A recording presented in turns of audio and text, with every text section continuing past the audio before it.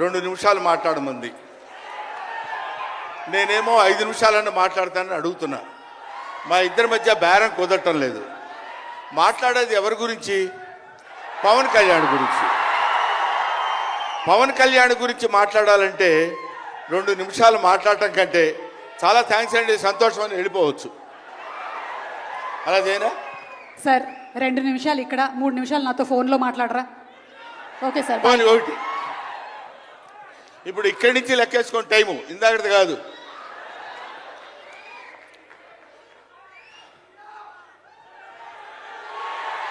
ఇక్కడ వాళ్ళు అలాగే అంటారు కానీ నేను 15 నిమిషాలు తీసుకుంటా టైం. నా సంగతి నాకు తెలుసు.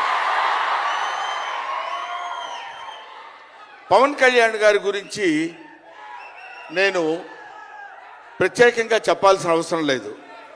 ఆయన మానవత్వం పరిమళించిన మంచి మనిషి. ఎంత గొప్పవాడంటే చాలా గొప్పవాడు అని చెప్పడానికి మాత్రమే మనకు చేతనవుతుంది.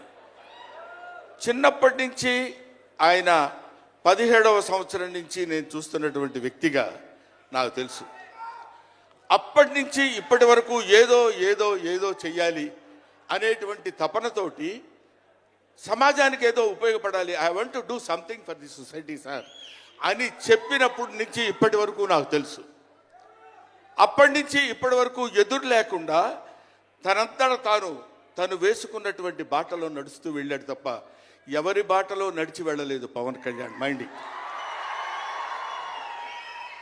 తన బాటలో వస్తున్నటువంటి ముళ్ళు, అవాంతరాలు, కష్టాలు, సుఖాలు తనంతట తాను ఎదురు తిరిగి రొమ్ము విరిచి నడుచుకుంటూ వెళ్ళాడు తప్ప ఎవరు వేసుకున్న బాటలో వెళ్ళలేదు. ఆయన వేసుకున్న బాటలో 10 మందిని నడిపిస్తూ వచ్చాడు. ఒక్క మాటలో చెప్పాలంటే ఆయన ఒక స్వయం శిల్పి, తన్ను తాను చెక్కుకున్నటువంటి శిల్పి.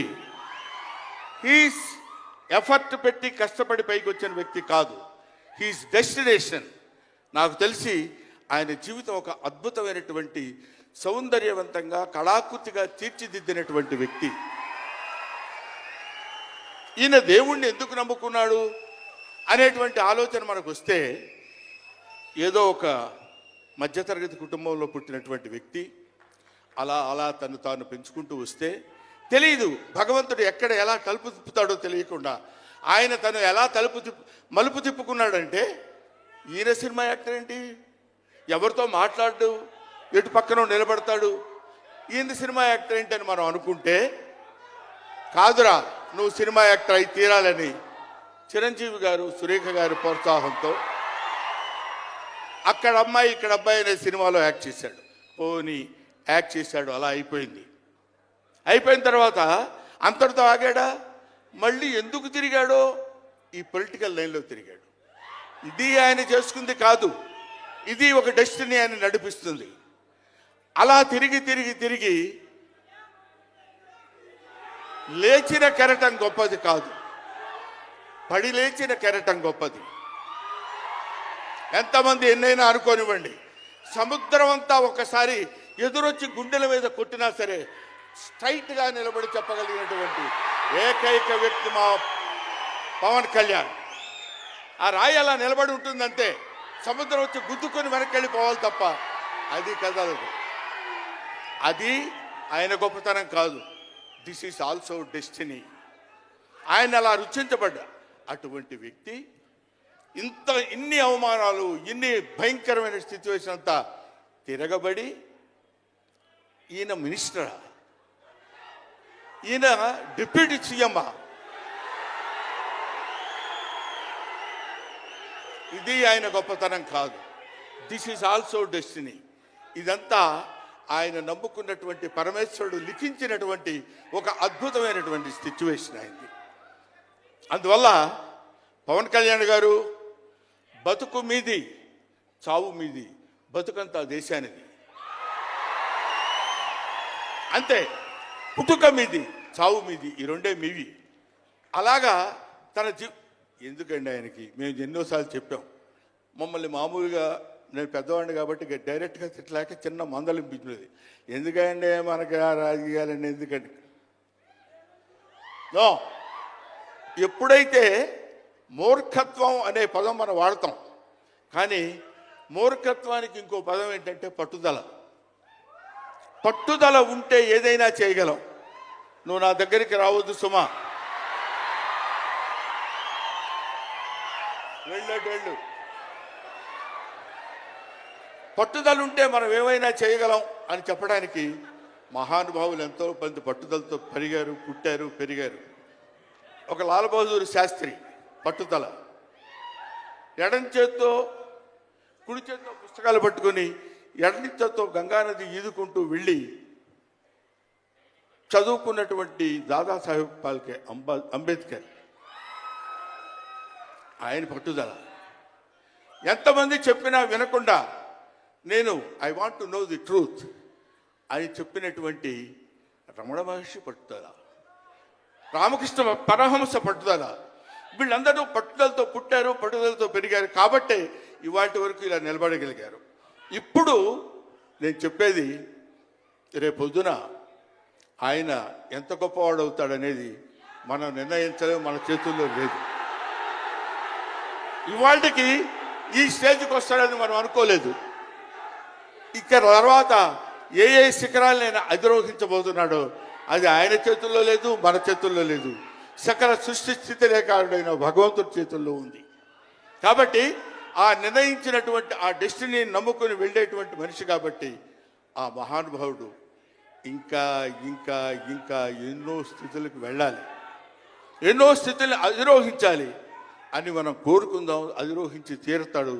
అస్తు అస్తు అస్తు, శుభమస్తు. ఇది జరిగి తీరుతుంది, ఇది నిత్య సత్యం. చాలు. ఏవయ్యా, నువ్వు పొగట్టడానికి వచ్చావా ఇక్కడికి? పవన్ కళ్యాణ్ గురించి చెప్పడానికి వచ్చావా, లేకపోతే ఆయన గురించి గొప్పగా చెప్పడానికి, ఆయన పొగట్టడానికి వచ్చావా అనుకోవచ్చు. మీకు ఒక చిన్న విషయం చెప్తున్నాను. ఆయన సంవత్సరం క్రితం చూశాను, 1 year బ్యాక్ చూశాను, మళ్ళీ ఇప్పుడు చూస్తున్నాను. మధ్యలో ఒకసారి ఏదో ఒంట్లో బాగోలేదంటే మాత్రం చూశాను. ఆయనతో ఫోన్లో మాట్లాడింది లేదు, ఆయన గురించి నాకు తెలిసింది లేదు. మా ఇద్దరి మధ్య ఉన్నది స్నేహం కాదు, ఆత్మీయత. ఆత్మీయత వేరు, స్నేహం వేరు. ఆత్మలు కలిసేటువంటి ఒక అద్భుతమైనటువంటి సంబంధం మా ఇద్దరి మధ్య ఉంది కాబట్టి మనం చెప్తున్నాం. సరే, ఇక నీ సోది ఇది ఆపబోయా. చెప్పు హరిహర వీరమల్లు గురించి.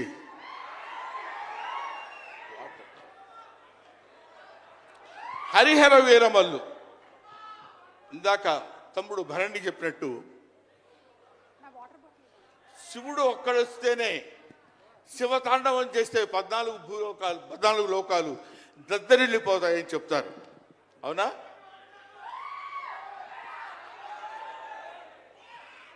శివుడు త్రిశూలం పట్టుకుని తాండవం చేస్తే గడగడ గడగడగడ భూలోకం అంతా ఉణికిపోతుంది.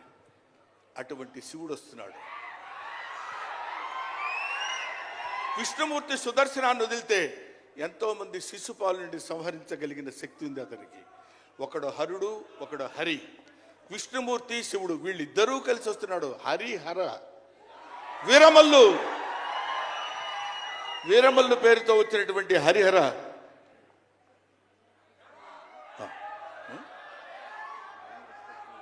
ఓకే, అందుకని హరిహర వీరమల్లు గురించి మధ్యలో చిన్న డిస్టర్బెన్స్ జరిగింది. సరే, ఏదేమైనా ఆ సినిమా గురించి ఇంక నేను చెప్పాల్సిన పని లేదు, మీరు చూస్తారు కాబట్టి నేను మాట్లాడదు. ఎందుకంటే పవన్ కళ్యాణ్ గారి గురించి ఆవిష్కరించి ఆయన గురించి 2 ముక్కలు చెప్పాలని. సరే, సినిమా గురించి అంటారా, ఇంకా ఆయన గురించి మనం ప్రత్యేకంగా చెప్పాల్సిన అవసరం లేదు. ఆయన అలా కొట్టుకుంటూ ఇంకా రచ్చ కింద ఉంటుంది.